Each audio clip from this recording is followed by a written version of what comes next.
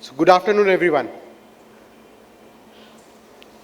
I think we need to have more energy in the room because I know it was early morning, and to start early morning in Delhi is quite challenging, and specifically for a person coming from Bombay, I found it very difficult to get up in the morning and start little early. But I think the way the last session happened and the context was set, my presentation has become little easier. Now, because we discussed multiple things, and the main theme that we had was that what PSUs are doing today is leading with purpose, and that's very important because you know we from a private sector organization, we have a very well defined charter that any business that you want to get in, it should be profitable, it should give a better ROI, and then rest of the things come in that it should be sustainable, it should be getting into it should be solving certain problems and things like that. But I think from a PSU perspective, this is the other way around.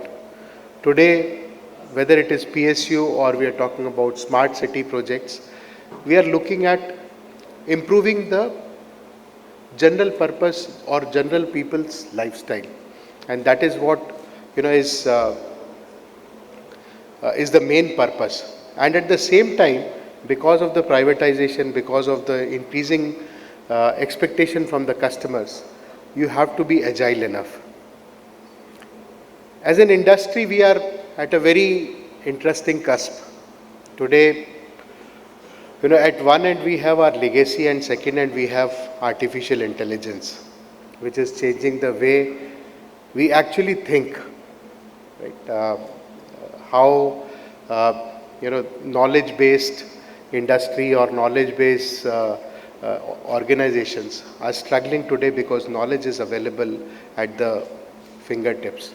You can ask a prompt, you can ask a question, and AI will give you a proper answer in a very formatted way, rather than you applying your mind. We are, again, the kind of profile of the customers have changed. Earlier we used to cater to a certain class of customers, but today we are catering to Gen Zs. And from a public sector perspective, and specifically when you are into B2C, it is very important. A typical example is a PSU bank, right? Who would think that SBI will come up with things like YONO, and SBI would be starting a doorstep services to cater to the customers, rather than people queuing up in the bank branch and starting the services. So, and moreover, because of the data theft issues or the data issues, we are now talking about sovereign. We have seen how a changing geopolitical scenario can actually disrupt the lifestyle. Our over dependency on cloud can be shattered. We've seen that in certain organization, because it was supposed to be funded by a typical country, one of the hyperscalers stopped the services. It happened in Russia. When Russia was in war, most of the hyperscalers stopped their services over there. And that's the reason why we are talking about sovereign, how to build it in India. Not only the cloud platform, not only the data, not only the applications, but also we are now talking about building our own hardware. We are building our own chips. So sovereign is very important. So today, whatever we talk about as an organization, I think two things have to be very importantly taken into account. One is sovereignty, that how sovereign I can go, how much we can utilize the India-based development or India-based services, and second is how much AI ready we are. And that brings me to my presentation. Sorry, I took a little long in terms of setting up the context.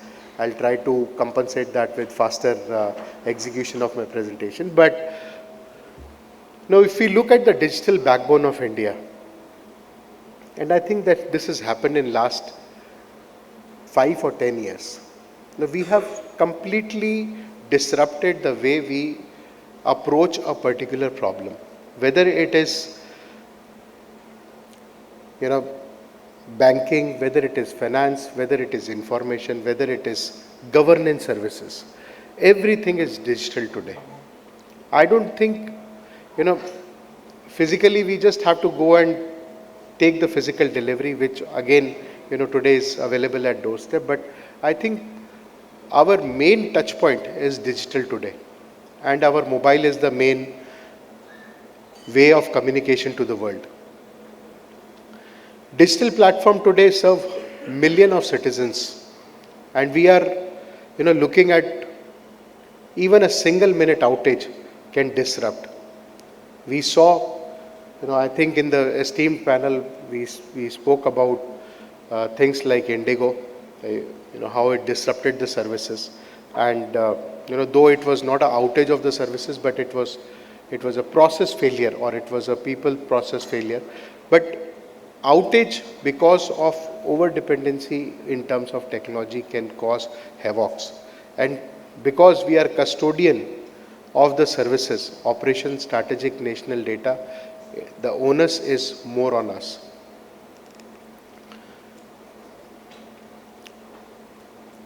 Now, if these were not the triggers, I think government is doing one more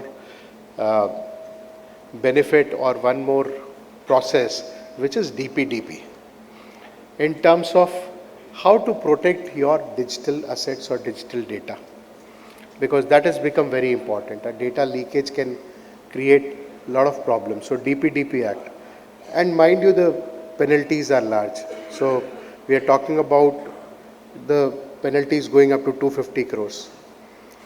So we need to be now very sure in terms of, are we compliant as far as DPDP is concerned, whether we are sovereign, we are, resilient in terms of our infrastructure, and last but not the least, are we AI ready?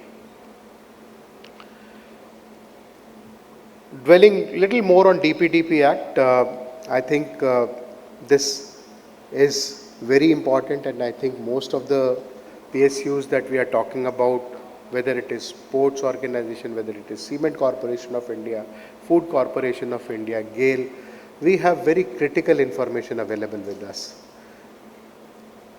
We are data fiduciaries, which has accountability and governance, which is applicable on us. Reporting of the breach has to be proactive in nature. It cannot be that authorities find out the breach and they let you know, which has been the case till now, that major alerts used to come from CERT. But I think they are also now talking about your proactive information, which needs to be made available in terms of any smallest or slightest of the breach that happens. So your infrastructure needs to be supportive of all the access control, recovery, auditability, so that you can report in time, you can control your data, and you can save your data. And that can happen only when you have a sovereign services available. The other major challenge that we face today is in terms of architecture. In one of the discussion in the previous session, we spoke about application modernization, because application needs to be web scale, application needs to be available on mobile, but we are talking about our old dated architecture. So legacy, we are carrying a legacy that needs to be updated. There are latency issues. Right now, most of the applications that we are running are typically client server architecture, and these are residing in the central location, whereas our intended population or intended subscribers are sitting in remote locations. So latency issues are there, because the network can carry a particular data at a speed only. There are latency issues. We have fragmented architecture.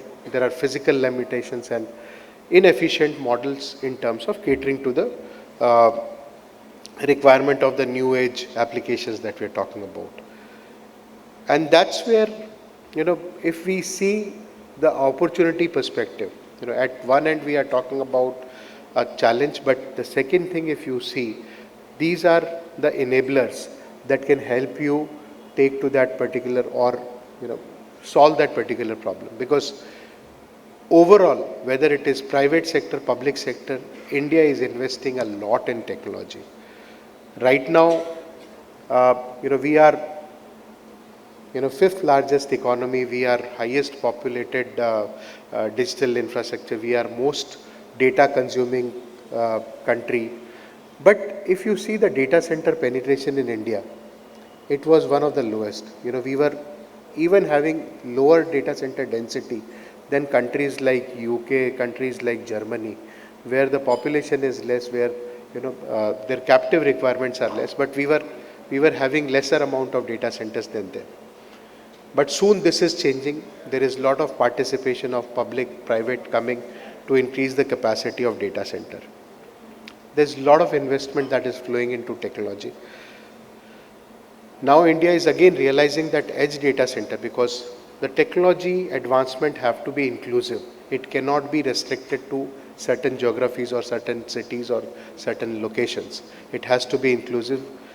As somebody said in the last presentation, that if you are in a remote location, the availability of infrastructure at that location should be equally good.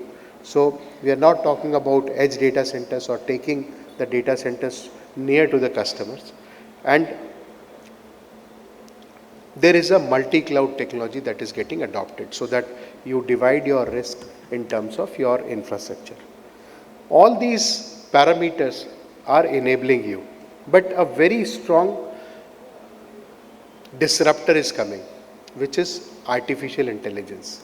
And I think right now, from a public sector point of view, we are at a very advantageous position to take the advantage of this AI penetration. Now, I'm talking about almost like 6-7 years back. There was a conference in one of the health organizations, and I saw there are doctors which are coming from Middle East to work in India in our prestigious institutions. And I was little curious in terms of what brings them here, because they have a better lifestyle, they have a better things over there. So the only thing that they said was that there is data sufficiency is a problem in our country. We are not having the requisite amount of data available to take a predictive decision. And that's where India scores. And I think public sectors organizations, which have been a key enabler as far as India is concerned, you are sitting with gold mine of data that can be used to train models, which is very important in artificial intelligence, and can be used for inferencing. And this all can be beneficial for the country, because whatever data that we have amassed over last 2-3 decades, that can be used to ensure that what could be the next wave of innovation that should come in India. So whether it is training the model, whether it is inferencing at scale, whether it is real-time processing, I think one thing again has to be very important: sovereignty and resilience. We are today as a country, we see that there are a lot of global players who are coming and offering their services free of cost. For example, ChatGPT. It is available free to the Indians. If we talk about Gemini, they are offering free services to the students in India. If we talk about Copilot, it is offering free services to India. Have we ever realized why are they offering the services free in India? Because there is a very famous saying, old time saying, that if you get anything for free, you are the product. So here, the same thing is happening. We are the product. We are training their models. We are making their models more intelligent. And that's the reason why sovereignty has to be there. Whatever we do should be first available for our country, should be better aligned for our growth in the country. Taking that into consideration, I think it is not possible for any single organization, to cater to that requirement, and hence what we have done is we have done ecosystem development, where Railtel, Techno and Innovation have come together. We are solving this problem of pan-India coverage. You know, Railtel is one of the leading PSUs which has the largest network available in India. They have a backbone of more than 61,000 kilometers of network fiber. They have 11,000 POPs available. It's a mighty impaneled data cloud services and trusted government entity. Along with that, Techno is a 4-decade-old organization having worked very extensively in creating the power infrastructure. We are one of the most trusted partners in power grid and the power generation companies like NTPC for setting up large scale substations in remotest of the locations, so that we have developed this power infrastructure in India along with the PSUs. We are setting up these largest network of interconnected data centers which are both hyperscale in nature and edge. So this will be the world's largest. Along with Railtel, we have signed up for 100 odd locations. So we'll be setting up data centers in 100 odd locations, and this will be the world's largest distributed network of data centers that will be available. Because of our lineage in the power sector, we are talking about green power, and we are having our MEP work already being done, so engineering excellence. And there's a very unique flavor that is being brought by innovation, which is serving to the PSUs. They are one of the most trusted managed services and turnkey provider system integrators, and they have been working very closely with Railtel and Techno to set up this latest technology I'm sorry, latest technological solutions available in the country. So with the culmination of these three people, we are offering sovereign PSU-led edge data centers interconnected with the network, and it is state-of-the-art and AI-ready infrastructure in India. Talking a little about Railtel, I know the time is up, but just give me 2 more minutes. I think Railtel, we don't need to talk about. Most of you have been in touch with them. They have largest network of optical fiber. They have large aggregation of local cable operators, which is giving rail wire services, broadband services in major part of the countries. 11,000 POPs, which can be utilized for the edge locations. If we talk about Techno, I spoke a little about it, but we are setting up 102 edge data centers along with Railtel, which will be on the Railtel network, and it will be interconnected data centers, which is a very unique proposition, because you will get your distributed architecture can be supported by multiple locations, and this can be seamlessly integrated by the network. All data will be stored and processed in PSU certified locations, that is, which are fully compliant, which is mighty impaneled. These are all world-class rated. We are all talking about even the remotest of the location where we are setting up a tier data center will be a tier 3 data center, which is a government, which is a globally recognized certification for a quality of data center. And edge to core, this will be our story, which will be leading with the sovereign story. As far as innovation is concerned, again, as I said, they bring a lot of expertise, innovation and state-of-the-art technology which can be implemented and which can be scaled in these data centers. So this culmination of these three will give you 4 pillars: sovereign, AI-ready, compliant and managed services. And I think this is the need of the hour, which will be solved by this association or this team that we have along with Railtel and Innovation. This is about distributed infrastructure, why it is important. You need to cover your geographical coverage. It has to be resilience, because once it is in a different location, it is more resilient, it is more compliant, and you can also bring down the cost, because you can distribute your load in multiple locations rather than putting everything centrally. It matters because we are talking about AI infrastructure, compliance, we are talking about least of the downtime impacts, and we are talking about infrastructure which can scale up. Thanks a lot, and as just continuing with the last presentation that we have, which said leading with purpose, we are saying we are enabling that leadership, we are enabling that thought process of yours, and as an association, we'll be there to cater to your requirement. In case you are interested, we are having our booth over here. Please come, please visit our booth. We'll be more than happy to engage with you. Thank you.